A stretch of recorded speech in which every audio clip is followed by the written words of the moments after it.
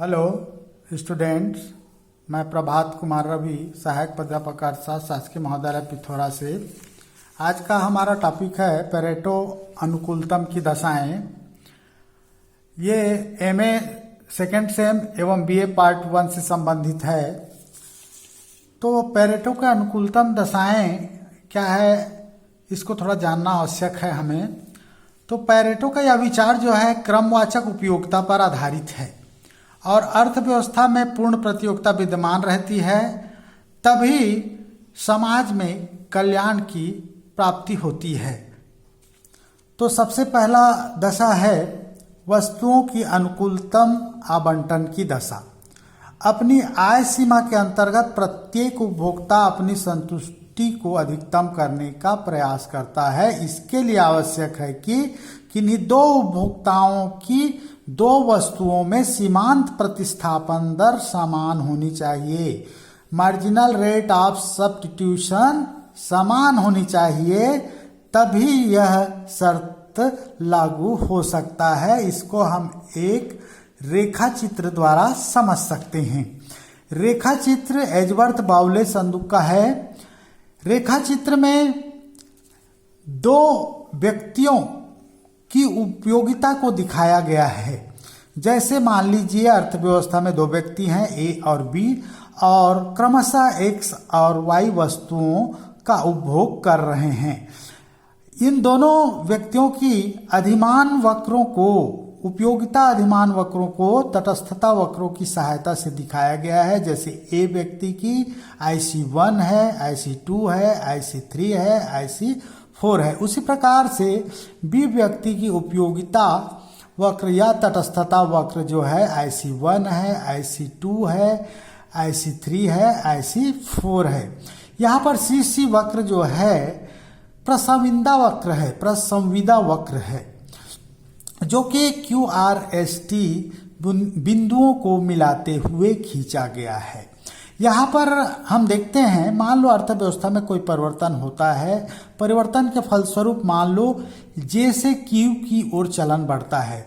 तो इस स्थिति में B व्यक्ति की आर्थिक कल्याण में वृद्धि होगी, क्योंकि वो पहले किस में था, IC2 पर था, वो IC4 में पहुंच जाता है। लेकिन ए व्यक्ति यथावत स्थिति IC1 पर ही रहता है, लेकिन इसको कोई नुकसान या कोई हानि नहीं होती। इसी प्रकार से मान लो जैसे S की ओर चलन बढ़ता है, तो इसमें ए व्यक्ति के कल्याण में वृद्धि होती है, वो IC1 से IC3 पर पहुंच जाता है। लेकिन बी व्यक्ति जो है IC2 पर ही बना रहता है। तो इस तरीके से मान लो R की ओर देखें तो R बिंदु में दोनों व्यक्तियों की उपयोगिता बढ़ रही है। दोनों व्यक्ति जो हैं समान कल्याण या संतुष्टि को प्राप्त कर रहे हैं। तो यही बिंदु जो है MRS ए व्यक्ति की बराबर MRS बी व्यक्ति की होगी। दूसरा दशा है साधनों की अनुकूलतम आवंटन की दशा। प्रत्येक उत्पादक अपने कुल लाभ को अधिकतम करने हेतु वस्तुओं के उत्पादन में साधनों का अनुकूलतम आवंटन स्थापित करना चाहता है। इसके लिए किन्हीं भी दो साधनों, श्रम एवं पूंजी की मध्य तकनीक प्रतिस्थापन की सीमांत दर MRTS समान या बराबर होनी चाहिए, तभी यह दशा या शर्त लागू होगा। इसको भी हम एक रेखा चित्र के माध्यम से समझ सकते हैं। जैसे OX अक्ष पर श्रम की इकाई एवं OY अक्ष पर पूंजी की इकाई दी हुई है। इसको L एवं K का संकेत दिया गया है। अब यहाँ पर भी CC वक्र प्रसंविदा वक्र है। यहाँ पर तीन बिंदु है, तीन परिवर्तन के बिंदु हैं E, F, G। जैसे मान लो E तक परिवर्तन होता है, T से E तक परिवर्तन होता है, तो ऐसी स्थिति में OB या B उत्पादक को अधिक कल्याण की प्राप्ति होती है। उसका उत्पादन बढ़कर 300 वस्तु हो जाता है, लेकिन ए व्यक्ति का उत्पादन जो है स्थिर रहता है। मान लीजिए T से G की ओर चलन बढ़ता है, तो ऐसी स्थिति में ए उत्पादक की उत्पत्ति या उत्पादन बढ़ जाती है, लेकिन बी व्यक्ति की उत्पादन जो है स्थिर रहता है। और मान लीजिए टी से एफ की ओर चलन बढ़ता है या परिवर्तन होता है तो दोनों उत्पादकों को समान कल्याण प्राप्त होता है, अर्थात 200 वस्तुओं का उत्पादन प्राप्त हो रहा है। तो इसी बिंदु पर यह शर्त पूरी होती है, MRTS XY L के बराबर MRTS L के, ये बी उत्पादक के लिए होगा। तीसरी दशा है विशिष्टता के अनुकूलतम अंश की दशा। पेरेटो के विशिष्टता के अनुकूलतम की दशा के अनुसार प्रत्येक उत्पादक अपने कुल लाभ को अधिकतम करने के लिए उत्पादित दो वस्तुओं के रूपांतरण की सीमांत दर को वस्तुओं की कीमतों के अनुपात के बराबर बनाता है। किसको बनाता है? वस्तुओं के रूपांतरण की सीमांत दर को MRT, marginal rate of transformation.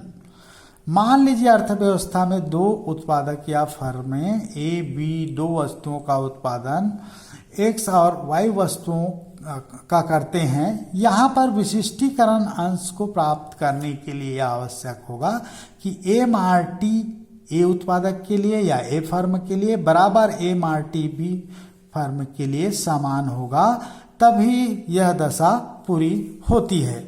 चौथी दशा है साधन वस्तु संबंध की अनुकूलतम दशा। इस दशा के अनुसार किसी वस्तु के उत्पादन में किसी साधन का प्रयोग करने वाली फर्मों के लिए उत्पादन के साधन एवं वस्तुओं के बीच सीमांत रूपांतरण की दर बराबर होनी चाहिए।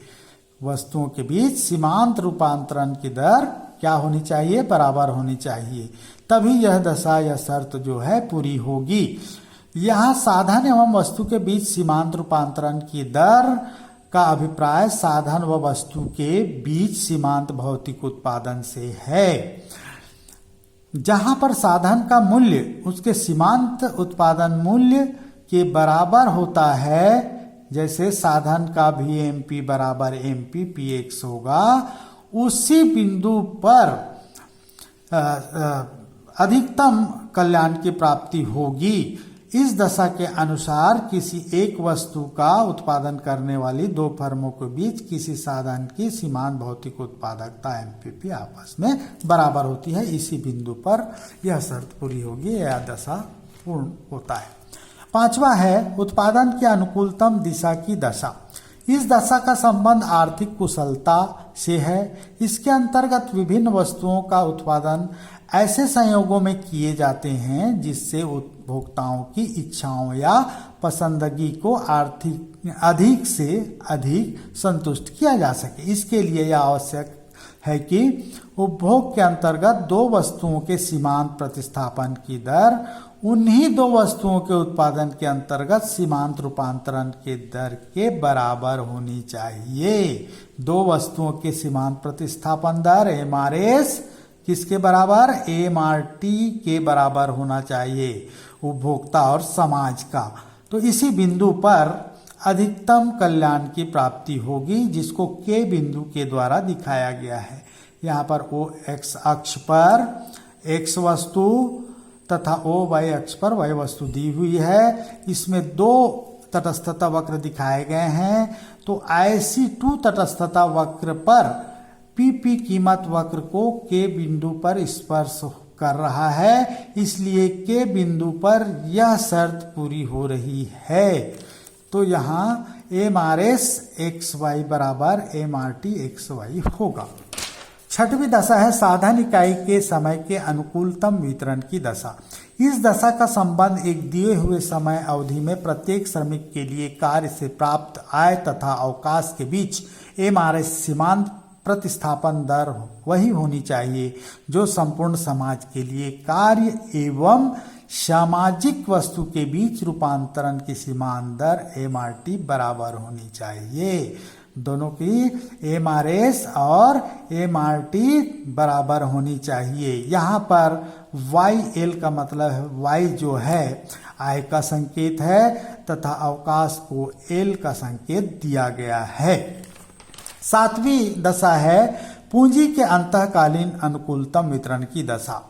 इस दशा का संबंध पूंजीगत परिसंपत्ति के उधार देने और लेने से है। इस दशा के अनुसार प्रत्येक बचतकर्ता वर्तमान पूंजी तथा भावी पूंजी के बीच सीमांत प्रतिस्थापन दर MRS को अपनी समयवरीयता अर्थात ब्याज की दर के बराबर करने का प्रयत्न करता है। इसी प्रकार ऋणी उत्पादक भी वर्तमान पूंजी तथा भावी पूंजी के मध्य सीमांत प्रतिस्थापन की दर को ब्याज की दर के बराबर करने का प्रयत्न करता है। तो यह शर्त पूरी होने पर ही यह दशा लागू होगी। जैसे MRS TF बराबर MRS TF, ये B फर्म या उत्पादक के लिए।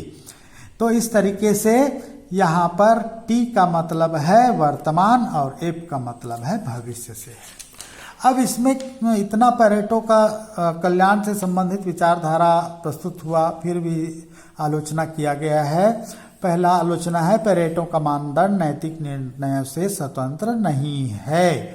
दूसरी आलोचना है व्यवहारिक तौर पर जीवन में पूर्ण प्रतियोगिता नहीं पाई जाती, बल्कि अपूर्ण प्रतियोगिता एवं एकाधिकार भी पाई जाती है। तीसरी आलोचना है अनुकूलतम बिंदु की सही माप अनिश्चित है, कौन सा बिंदु सर्वोत्तम है यह नहीं बताया गया है।